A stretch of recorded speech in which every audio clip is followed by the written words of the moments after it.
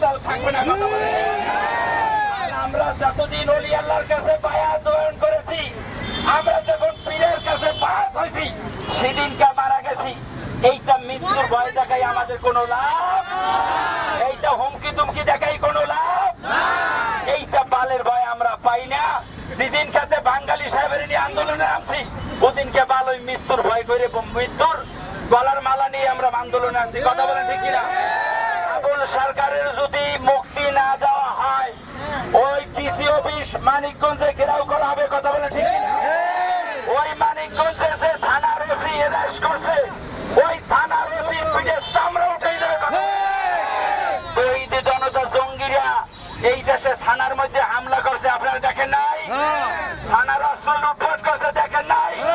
পুলিশকে হত্যা করছে, আপনারা দেখেন নাই? হাজার হাজার পাগল ফকির মারছে, দেখেন নাই? পীর মাশায়েখ মারছেন।